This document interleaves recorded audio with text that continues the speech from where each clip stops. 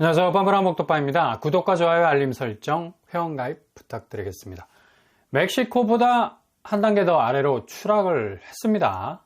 아니 남미 국가에서 추월을 당했다는 건 상당히 스멜이 베네수엘라 냄새도 나는 거고, 늘 우리가 경제 위기를 언급할 때 베네수엘라 되는 거 아니냐, 공포의 아이콘을 심은 키워드가 바로 남미 국가들의 이름이었는데 정작 이게 현실화 되는 건가? 이제 중남미의 국가 멕시코에게까지 밀리고 있습니다. 상당히 불안한 감이 엄습해오는 부분이 많은데 바로 GDP 부분입니다. 지난 2012년 이후에 11년 만에 가장 낮은 순위까지 한국 GDP가 아래로 처박히기 시작을 한 건데 상당한 위기감이 들 수밖에 없는 분위기. IMF 자료에 따르면 지난해 한국의 GDP는 2.3% 정도 성장을 했는데 주변 국가들은 가만히 있겠습니까? 우리가 성장한 추세가 소폭에 머물게 되니까 당연히 깜빡이 키지 않고 끼어드는 약진하는 나라들 틈바구니 속에서는 추월을 당할 수밖에 없죠. 원래 우리는 한국 경제 이 GDP가 10위 안에 들고 있는 줄 알고 있었는데 벌써 올해 들어서 멕시코가 한국을 따라잡는 바람에 15위권으로 밀려나게 생겼습니다. IMF에서는 벌써부터 인도네시아에게 추월을 당할 거라는 경고까지 내놓고 있는데 상당히 경제 지표가 슬슬 드러놓고 있다는 분위기 연출하고 있죠. 일단 얼마나 자국의 나라에 외국 자본이 투자하느냐가 지금의 돈의 선순환, 그러니까 자본이 잘 돌고 돌아서 자국의 부가가치도 함께 늘어나는 함수관계가 되어야 되는데 상당히 한국 쪽 투자는 외국 자본의 유입보다는 유출이 많아지는 관계로 대단히 위축되어 있는 건 사실이죠. 그만큼 이전에 한국이 구가했던 일단 한강의 기적이라는 컨셉이 상당 부분 요즘에 퇴색하고 있다는 거고, 뭔가 약진하는 액티브했던 한국의 모습이 사라지면서 성장률 부분에서 옹색해질 수밖에 없는 부분이 많다는 얘기죠. 왜 이런 약세장이 계속해서 이어질까? 주식시장에서 발끈해서 튀어나온 밸류업, 그만큼 외국 자본의 관심사에서 한국 기업이 저평가되었다는 자각, 이건 그냥 저평가가 되었다는 평가 밸류의 차원이 아니라 실제로 한국의 무역 수지를 빨아당기는 블랙홀의 그 기저에는 수출 품목이 일부 제조업과 대기업 위주의 바운더리로 제한이 돼 있어. 한마디로 너무 경제 구조가 플렉스하지 못하다, 경직되어 있죠. 그러니 경쟁력을 부채처럼 쫙 펼칠 수 있는 영역이 점점 줄어들고 있는 거예요. 그러니까 사각지대가 너무 많다는 거야. 운전할 때 백미러 볼 수 있는 각도 제한적이지 않습니까? 그래서 느닷없는 충돌 사고도 일어나기도 하는데 그만큼 한국 경제의 무역 범위는 사각지대가 많다라는 거. 그냥 술술 빠져나갈 수 있는 부분, 제대로 상대국하고 경쟁 한번 붙어보지도 못하고 다 내줘야 하는, 던져주는 격에 아예 손도 못 대는 품목들이 많아서 지대로 무역 수지가 나빠질 수밖에 없는 수순으로 가고 있다는 얘기죠. 당뇨병 걸리면 인슐린 분비 잘 안 돼서 당 조절 안 됩니다. 그냥 필수적인 건 다 빠져나가고 부수적인 건 채워지고, 이러니 무슨 몸의 선순환이 일어나겠어. 경제도 마찬가지죠. 이젠 다변화된 시장을 먹을 수 있는 왕성한 경제적 식욕이 있어야 되는데 거의 한국 경제 자체는 정형화된 먹거리만을 생산해내는, 전혀 외국 자본에게 어필할 수 있는 부분이 떨어져 나가고 있기 때문에 국가 밸류업, 더 나아가 기업 밸류업, 동시에 증시까지 밸류업이 안 된다는 거죠. 스포츠 매니지먼트는 건강한 선수, 젊은 선수에게 천문학적 계약금을 몰아줍니다. 경제도 마찬가지. 한국 경제는 너무 올드해 있고 정형화되어 있는 추세로 가고 있다는 거죠. 그만큼 신생 개도국과 맞설 힘이 많이 딸리는 상황이라는 건데 이걸 IMF가 딱 찝어주네. 인도네시아 지금 업황이 얼마나 다변화되어 있는지 첨단에서 제조업까지 풍부한 노동력이 이걸 다 커버 쳐주기 때문에 무한 성장의 동력이라는 엔진을 장착할 수 있는 나라가 될 수밖에 없죠. 반대로 우리는 인구부터 짜글이 찌개가 다 되고 있는데 0.6명으로 가고 있는 인구 구조의 대파괴 시대에 살 정도로 기본 노동력 자체가 증발이 되는 상황에서 산업마저도 이런 생산성이 날아가는 이유로 인해서 더욱 약화되는 조짐을 보일 수밖에 없는 거죠. IMF가 한국의 인구 붕괴에 관심을 가지면서 결국 과잉으로 돈이 몰려있는 부동산 자본시장이 한 번에 무너질 수 있다는 경고, 이런 경제 지표의 순위가 바뀌는 것에 대한 경고와 함께 한국이 부채 문제로 엄청난 위기를 맞을 수 있다는 것도 언급하면서 특히 정부 부채, 이건 말이 정부 부채지 곧바로 나라의 부채, 국가의 부채로 그대로 직렬 연결이 되겠죠. 그냥 바로 연결해버리면 불이 깜빡깜빡하고 들어오는 건데 그것도 녹색 불이 아니라 빨간 불이야. 번쩍번쩍 쌀카 발동하고 나올 법한 2023년 정부 부채가 55% 수준에서 2029년에는 60%에 육박할 거라는 경고장 내놨어요. 결국 니들 1997년 나라 부채 거들러서 지대로 망할 뻔한 적 있지 않았냐? 조심해라. 상기시켜주는 워딩이 될 수 있다는 얘기를 바꿀 수가 있어요.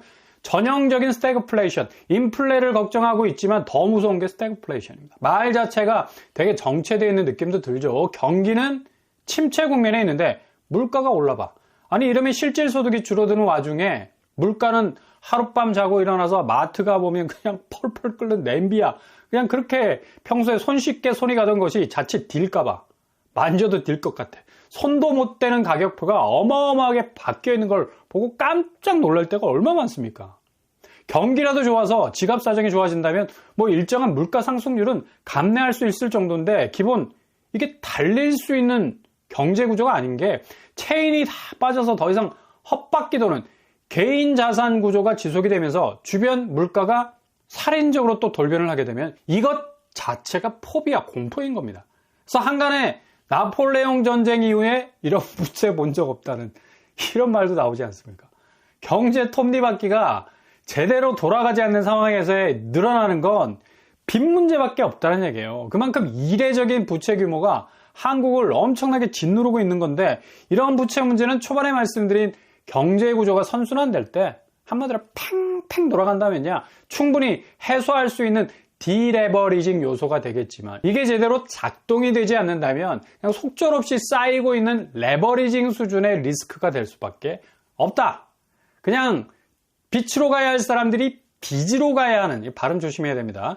빛으로 가야 할 사람들이 빚으로 가야 하는 이거 왕의 대로로 갈 길의 이정표가 그냥 나락으로 떨어지는 벼랑 끝 이정표가 된다는 건데 그만큼 심각한 상황으로 전개가 되고 있다는 얘기죠. 대표적인 샘플이 바로 연끌 아파트들. 지금 폼을 잔뜩 잡고 있는데 속은 그냥 골마가고 있죠.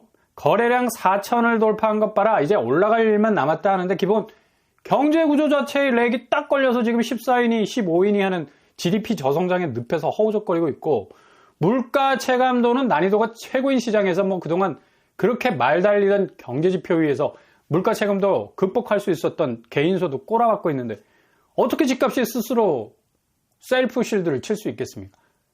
한국은 지금 인플레 분위기 물씬 풍기고 심지어 미국이 제일 우려스러워하는 스태그플레이션 조짐도 분명한데 미국은 경제가 이렇게 호황이라도 지금 물가가 제대로 잡히지 않아서 난리가 나지 않았습니까? 게다가 성장은 기대 이하라는 말까지 나오고 있어요. 아니 이렇게 경제가 뜨거운 적이 없었던 미국이 이렇게 앓는 소리를 하는 것도 실제로 재정 적자 폭이 너무 커서 그래요. 그만큼 성장 동력을 좀먹는 성장률 추세 또한 좋지 않으니 물가는 올라 성장은 더디어진 스태그플레이션 얘기가 나오는 겁니다. 당초 2.5% 예상했는데 1.6% 정도 나왔다는 거. 한국은 이번에 1.3% 성장률로 깜짝 성장률이라고 호들갑을 떨고 있는데 아휴 이거 너무한 거 아닌가? 당초 0% 성장률로 주저앉을 거라는 예상 수위를 넘어서 이런 반응이 나오고 있는데 근데 너무 소심한 지표일 것 같은 느낌도 들죠, 그죠? 그만큼 경제 지표가 안 좋다라는 반증이기도 합니다. 이 정도 수위에서 나오는 지표에 뭐 깜짝이란 말이 붙으니까. 그래서 IMF에서 한국의 부채 중에 부동산 쪽에 집중된 기형적인 자산 시장이 앞으로 상당한 붕괴 조짐을 보이면서 향후 한국의 부채 상황을 더욱 어렵게 만들 거라는 경고. 이렇게 경제 전반에 지반이 약해졌기 때문에 나오는 소리죠. 아니 잘 돌아가는 경제 엔진이 장착되어 있는 나라에게 굳이 이런 연끌 아파트 위험하다는 소리 안 할 거라고. 결국 부채 문제는 지금 4대 상호금융 2,000곳 가운데 농협이 11조에 달하는 부실 채권이 급증하고 있다는 지표로도 얼마나 지금 금융 상황이 심각하게 돌아가고 있는지를 제대로 보여주고 있다는 얘기죠.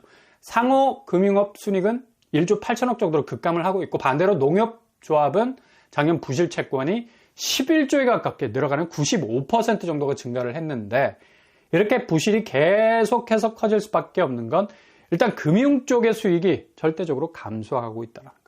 높은 금리로 상품은 나갔는데 이걸 메꿀 만한 수익이 점차 감소하고 있으니까 부실이 커질 수밖에. 게다가 지방 부동산 뭐 거의 폭망 아닙니까? 당연히 자금난 터질 수밖에 없는 거죠. 농협은 단위 농협이 이렇게 휘청거리고 있으니까 앞으로 이 금융권 위기는 거의 민낯 그대로 얼굴을 냅다 들이밀 가능성 높아졌습니다.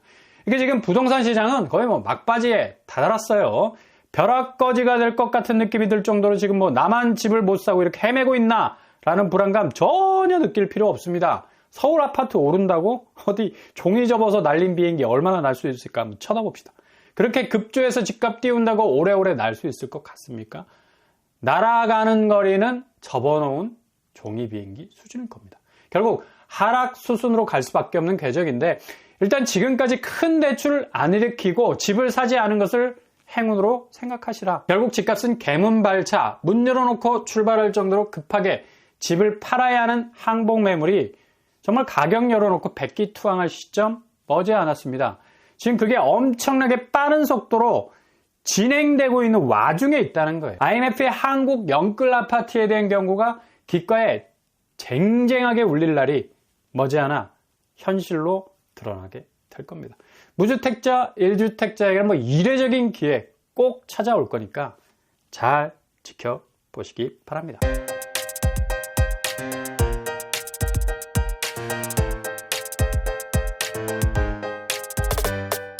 오늘의 부동산 캐릭터처 멕시코보다 더 낮아진 GDP 수준. 이거 어떻게 할래? 그만큼 성장 동력이 완전히 저질 체력 수준이죠. 이제 뭐 상대국과 싸울 만한 무기도 마땅치 않은 성장률이 정체된 한국은 부동산 공화국이라는 간판을 서서히 내릴 만한 자산시장의 대격변기를 맞이하게 될 겁니다. 기다린 보람이라는 게 거품처럼 사라지는 게 아니라 여러분 눈앞에 생생하게 나타나게 될 겁니다. 오늘도 응원합니다. 항상 여러분의 길이 꽃길만 되실 수 있길 바랍니다. 이상은 뻔뻔한 것도 발라주겠습니다. 구독과 좋아요 부탁드립니다. 감사합니다.